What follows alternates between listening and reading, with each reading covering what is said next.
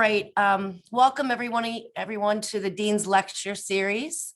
I'm delighted to introduce Thomas Butler. I met Thomas a couple weeks ago via Zoom. We were like instant connection. And I'm like, why don't you come to the Dean's Lecture Series and share about your organization to see if there's some partnership that between any one of us and his organization.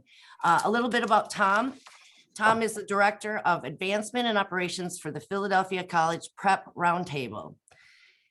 The Philadelphia College Prep Roundtable, or PCPR, seeks to strengthen a community of college access and success practitioners who believe in the potential of all individuals and help students navigate the path to and through higher education.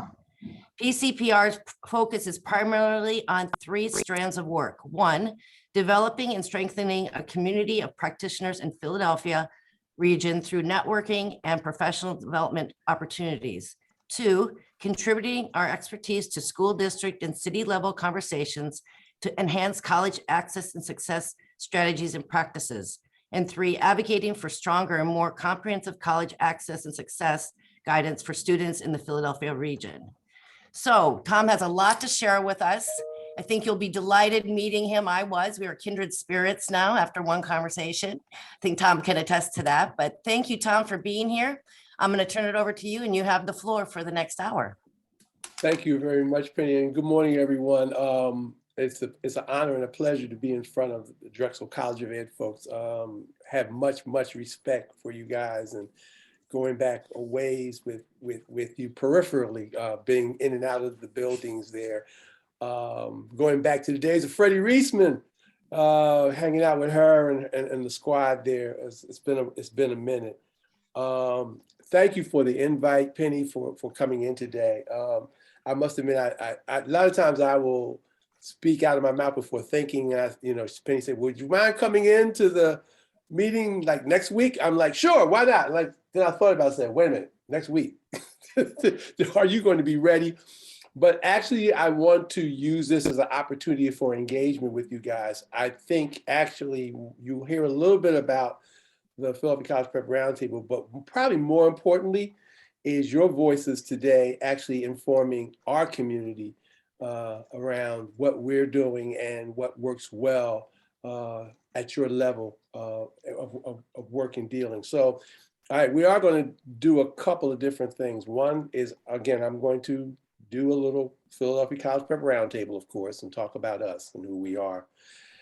But then I do want to engage you in a conversation with your thoughts and ideas to speak to a community of folks who you may either know or may not know. Because again, many of you may come out to outside events outside of Drexel. Maybe most of you don't. Most of you have other opportunities and we're working at other universities or other jobs, and you don't have time to come out and see a program like ours. And then our program, folks, we meet usually on third Thursdays of the month, 9 to 11. So more than likely you're teaching a class or you're prepping for a class or you're doing something else for the university at that time. So I thought about it, said, what a wonderful opportunity to engage a higher ed audience, the audience that we are filtering students to and through, and hear what they have to say about the students that we're sending them. So that's going to be the other half of this presentation this morning. So I hope you're willing to lend your voices and your expertise, your knowledge, your thoughts, your creativity to a conversation. So again, let me just say, Philadelphia College Prep Roundtable, we are actually going to be celebrating, I said it with a big smile, we'll be celebrating 30 years of existence in 2022. We're really excited about that. You all are invited to the party, which will be all year long. So you can, you'll be getting something from us somehow or another, notifying you about various events and activities that we'll be doing. And so from a 30-year perspective, that does take us back to the early 90s, right? And so we actually formed as more of an advocacy group. We literally were starting as a group of folks who would go to School District of Philadelphia meetings. So for some of you, I'm gonna take you back and you will remember this. You'll remember when David Hornbeck became the superintendent of schools in Philadelphia. And you'll remember in that time frame, for some of you, this is that kind of Philadelphia school district history 101 kind of business, that there was a shifting. David Hornbeck had a shift in the school district of how things should happen.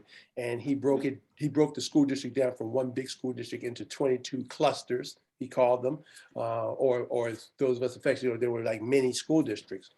And some of the folks, for example, I believe there were some Drexel graduates who actually ran a couple of those clusters. I can't speak to any names in particular, but I want to think there were. And it was a wonderful idea, wonderful context. One problem from our standpoint, though, as college prep people, and that was that when he decentralized everything, one of the offices that got lost in the decentralization was the Office of High Schools. And so there were certain offices that stayed centralized, like the counseling division stayed. But in the Office of High School, there was a wonderful woman, sweet woman there that actually was the director of guidance. And being the director of guidance at that time, and again, I had not thought about, because my undergraduate degree actually is in music. Did not know I was going to ever go into this field of what I'm in right now, but we all learn, right? Some of us are born to go into certain things. Other of us learn the paths as we go through life. But when I started out in college admissions at a little university outside of Philadelphia. I'm not going to name and mention it, but it was a little university I worked with, and then took a job with this organization called the College Access Program, which is still in existence through the Philadelphia Education Fund. And so with that, there were some of us that would go to school district meetings, long story short. And the conversations about college attainment, career attainment, success in that aspect was lost because that office was lost. And the woman who was the director of guidance, who pretty much managed a lot of that conversation, or at least was that spokesperson, so to speak, internally, externally, was gone. That position was gone.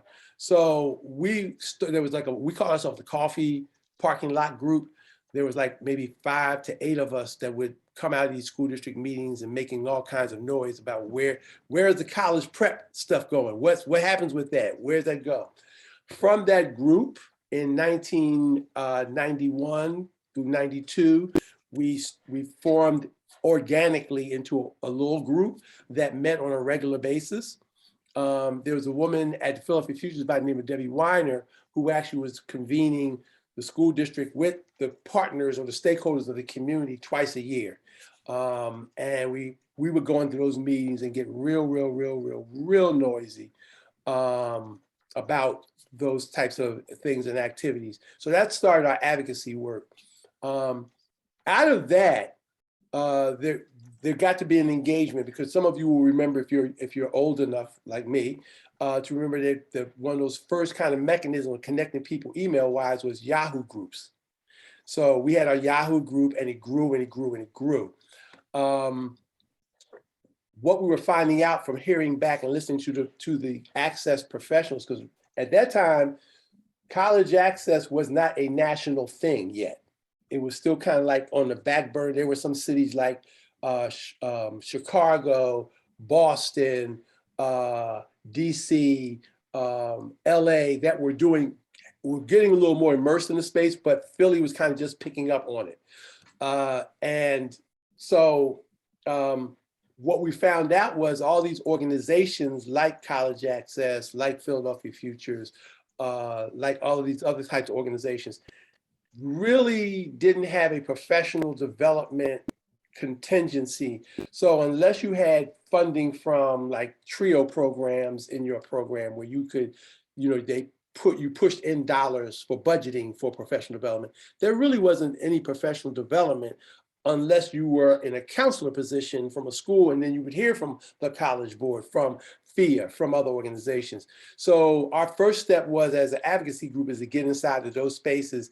And we decided that what we wanted to do is we had enough people internally to say, you know what, if we can't get it from certain places, or if it costs too much for the average person to afford their own professional development because they didn't have the funding for it, there's enough of us that we can professional develop each other. So that was our Philadelphia College Prep Roundtable. College Prep Roundtable's inception was based around advocacy and also making sure that those who were in school buildings and outside of school buildings were singing from the same sheet of music and talking the same song about college access and success.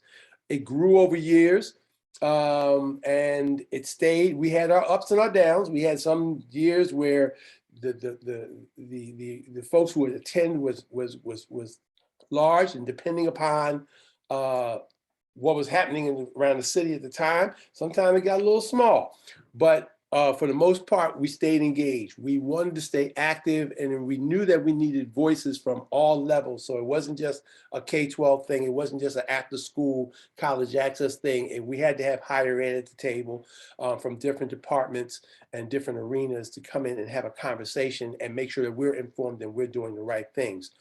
So a benchmark point for us was about maybe 5 years into College Prep Roundtable.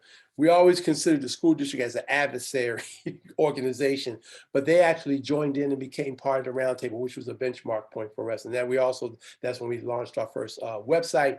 Another benchmark point was we started to have advocacy groups and leadership out of that group of voices.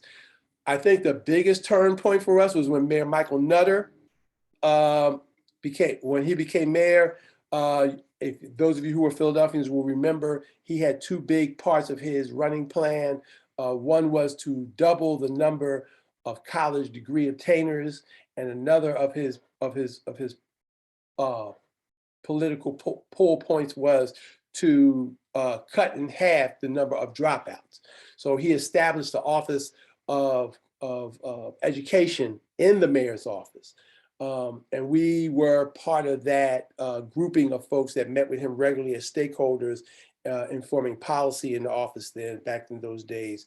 And in fact, some of you may know or remember Tony Torres, who was there at Drexel. She and Terry White, and Terry White was the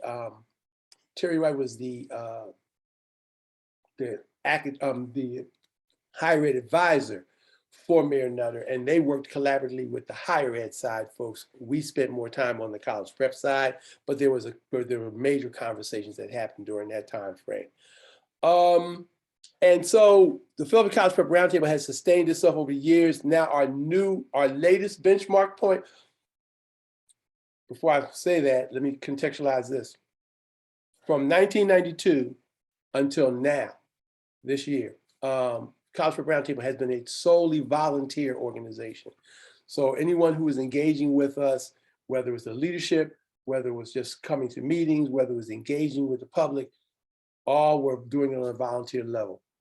We made a decision and went after some funding this year, and we were blessed to get actually 2 grants at the same time. We got the William Penn Foundation Racial Equity Grant Funds, a grant from them, and then we also got from the Philadelphia Foundation recently the Black-led grants to the African American community grant from them. So we are really proud of that point for us, because we've never gotten, well, we have gotten a grant or two before, very small grants to do very small projects, but this is actually, these funds are allowing us to set ourselves up to be a resource and become an actual organization. Right now, we currently have 2 different types of membership categories. This is not a sell for you, just trying to contextualize who is in our audience. There's institutional memberships, and we have like 14 institutional memberships that are all comprised of higher eds or CBO organizations. And then we have individual memberships. So folks who are putting into us, sewing into us to have those kind of memberships. We have roughly around 200 individuals who are part of our network. Network meaning that they either get emails from us, they've come to meetings, or they've attended our conferences / forum events. We are pushing ourselves to be more of a regional and now national context group, and what we mean by national, meaning that we're ready to replicate and seed PCPR type of work in local areas or in other regions of the country. So there are conversations going on right now with other cities that may be interested in setting up a college prep or college prep roundtable groups in their own cities based on our model. So we're very happy about that. We're connected to the National College Attainment Network, as well as the National Association for College Admissions Counselors. Again, so our space solely, almost totally, is based on college access and success. And I'm going to stop there. If anyone has any questions for me more than that right now, and then we'll get into this part 2 business around engaging you a little more.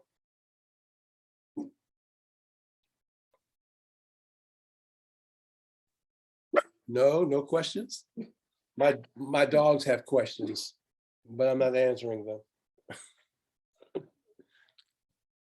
No questions. Okay, all right. So Eric is going to get ready to, he's starting to lay you out into breakout groups. What I would like to know or get some feedback from you on are a couple of questions, but we're going to start with one right now and let you come back and let's have a conversation about them. So I'm going to drop in the chat the first question.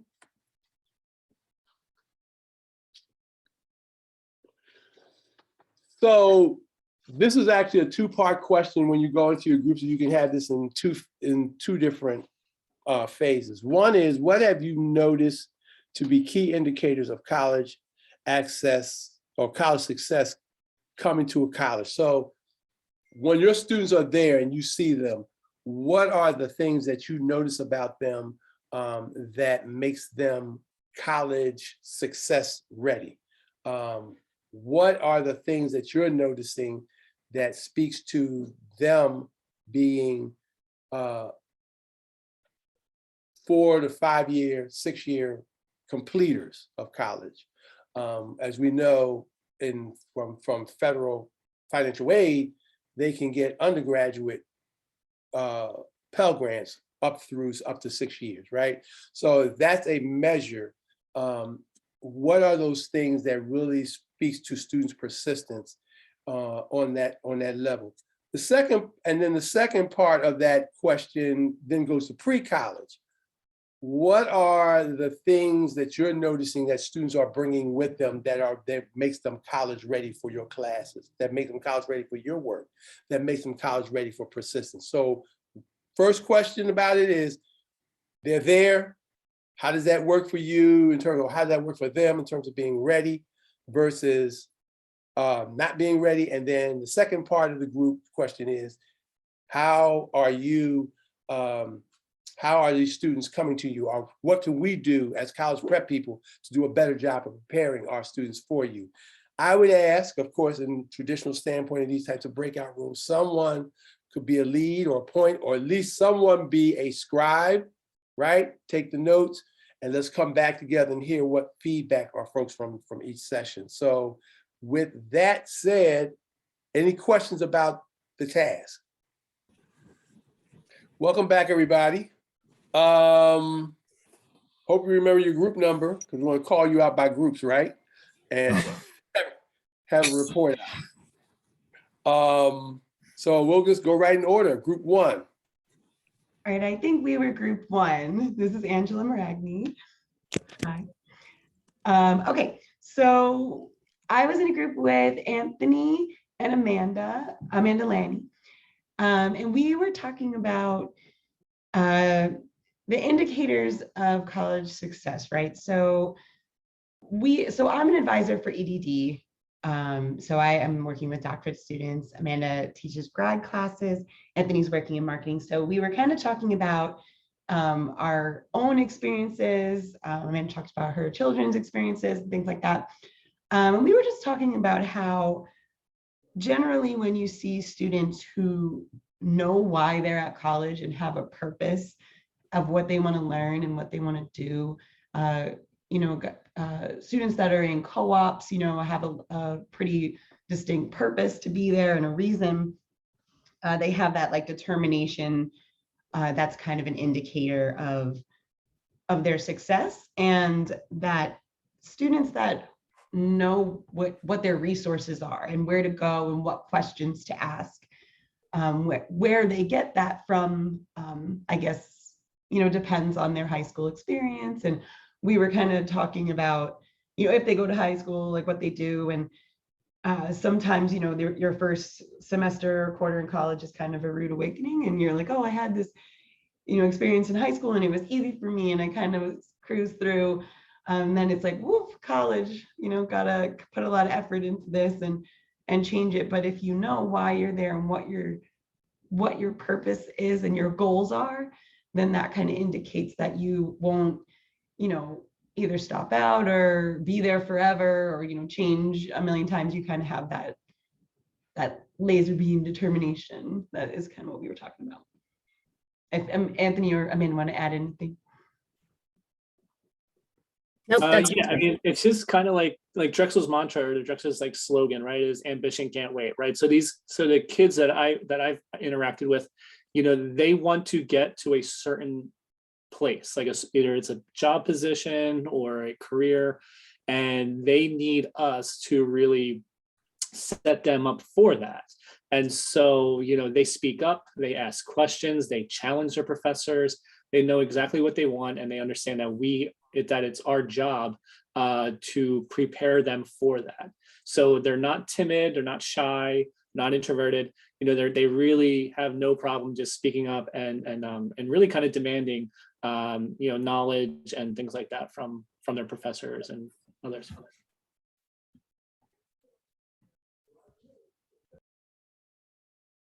Thank you, group 1, group 2. Hi, it's Barbara. So I was in group 2 with Deanna, Freddie, Chris, Connie, and Ayana. We spoke about some similar things in terms of what is a good key indicator that a student will be successful. We talked about perseverance, self-advocacy, engagement, motivation, their written and communication skills, being proactive versus reactive. So similar to some of the things Anthony was just talking about, but something else that we talked about was the responsibility of the university. So something that, there's pre-college factors where students have to, kind of be prepared and get their financials together and, advocate for themselves. And but then the responsibility of the institution itself also, which is like making sure that they're addressing the diversity of the student body. So something else we talked about was like transfer students versus new students, traditional students versus non-traditional students, online versus on campus. So that was a big difference in helping students kind of find their place and a feeling of inclusion and belonging in the student body, which can also be a determining factor to whether or not students are successful. And we also talked about I think someone else may have said this, the knowledge and access to resources and support systems. So that kind of goes into prior to them coming into an institution and while they're in the institution, knowing where to go, how to access what they need, kind of being an advocate for themselves to make sure that they can ensure their own success, but they're not just kind of floundering around in the darkness. Like we're there to support them too. I think that was it. Did I miss anything? Anybody on our team? We talked about a lot of stuff. That was great, Barbara. Thank you. You really did a nice job on that. Yay, Barbara. Okay, group 3.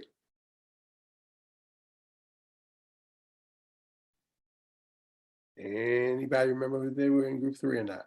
Well, I was in group 3, and I wish I could tell you all the people in the group, but I remember Katrina and Jennifer and Jose, and I'm sorry for the names that I can't remember. We ended up kind of doing a little bit of a history walk through some of the programs that we have been experienced and been with over the past 20 years or so. College Success Foundation's work with the Gates Foundation, and because none of us have taught undergrad. So we were looking at it from the perspective of our own kids or experience in K-12. And one of the things that came up for us was structures that were consistent and started in high school and went through college. So the ways that kids become supported on campus was a big deal, and helping them learn different kind of study routines and independence.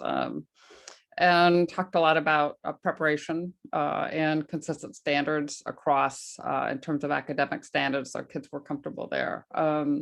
Jose, Jennifer, Katrina, what did I miss? Oh, that sounds good, Harriet. I popped in on them and I heard Jose mention AVID program, which I'm very familiar with from my Gear Up days in Philadelphia. Not that it was in Philadelphia, because I think it did come to Philadelphia, or Philadelphia did buy into AVID at some point. It was, but I do know in the first years, and back in 1999, I think San Francisco, where the program originated, came out of that area. They've had very strong success in this space. I don't know whatever happened to them, Jose, or I don't know. I haven't heard much about that. AVID is still going strong, and it is from the perspective of programmatic, from working with schools that use AVID, and my own son. It's probably the single most thing that would be most useful. It's a great program. Yeah. And what's interesting is that it goes back to the best practices of all the TRIO programs. When you look at Upward Bound, student success, talent search, they took all the best practices and pretty much integrated into what AVID came to be. And many districts use that as the model program that works with parents, with teachers, with the leadership, and with communities. Mm-hmm. And your group number was what again? I lost track. Were you 3? I believe so. Okay, 4, you're on.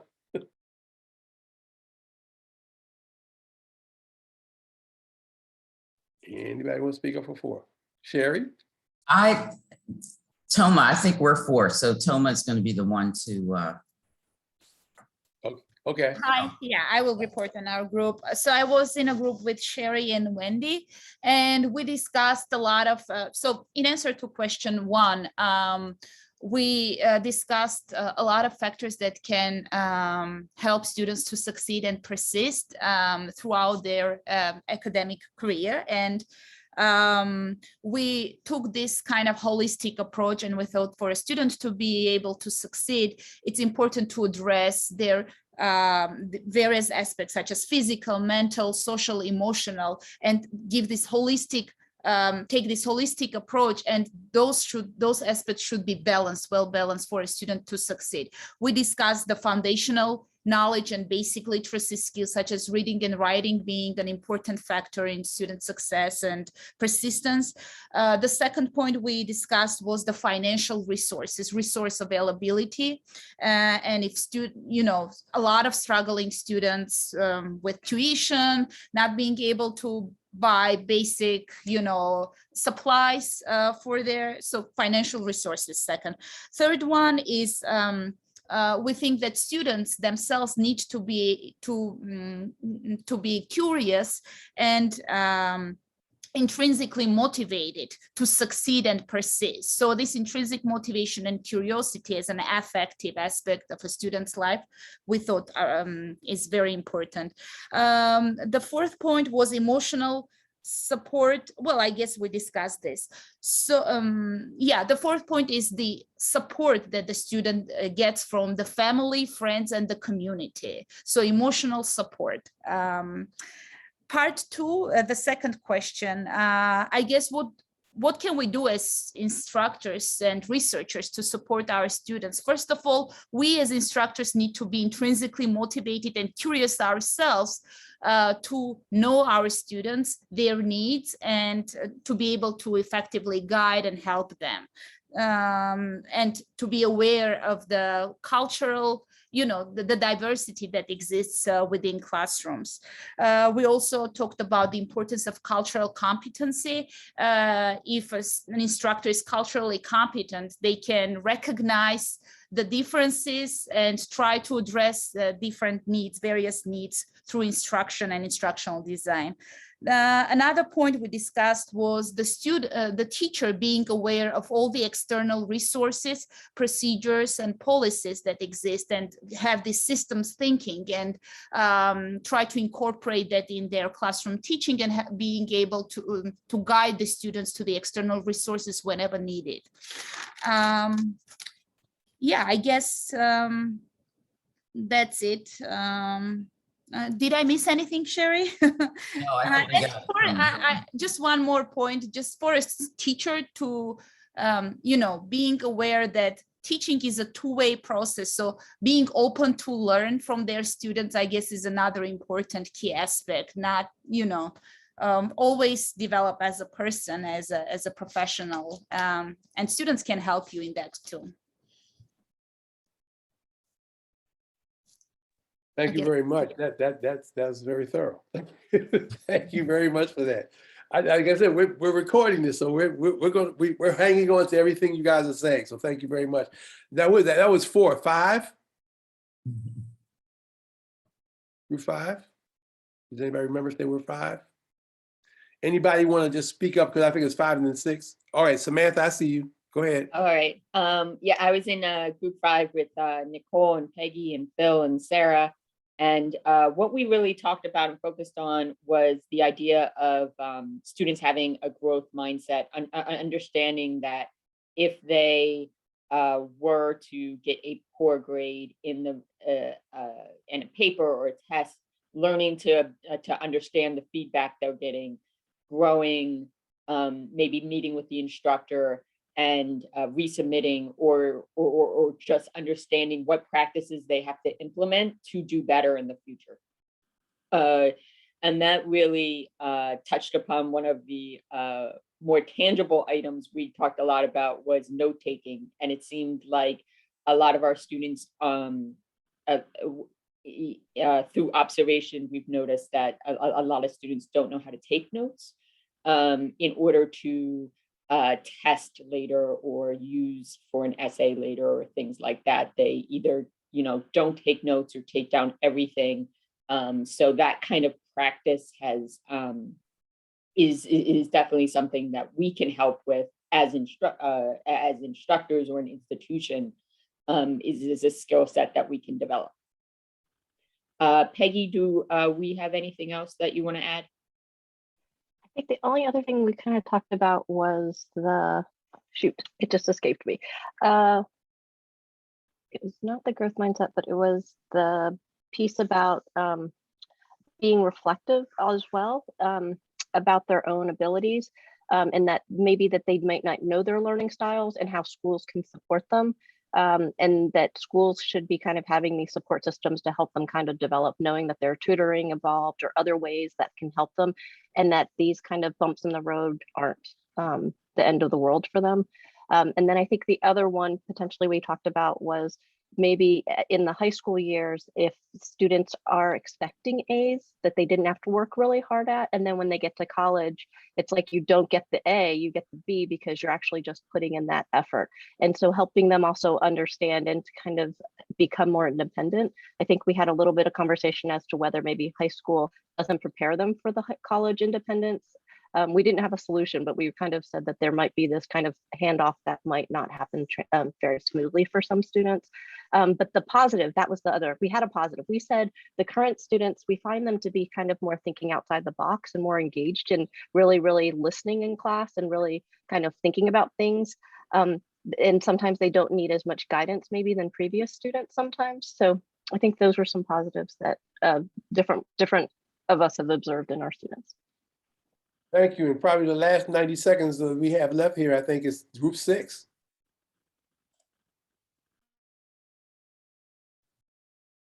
No. No one want to speak for group 6? Maybe we already said it for everybody already. Maybe group 6, everything has come out. Okay, well, listen, I want to thank you very much for your time, your energy. Let me just say, there was another question we were going to ask, but you guys got into deep and I didn't want to kind of like get you guys cut off. Love to come back and talk with some of you, if not all of you, about really preparing high school students to become educators, teachers in the classroom. So I don't know, at some point in time, maybe either during lecture series or some other time, we can create a forum for you guys to come in and have a conversation with.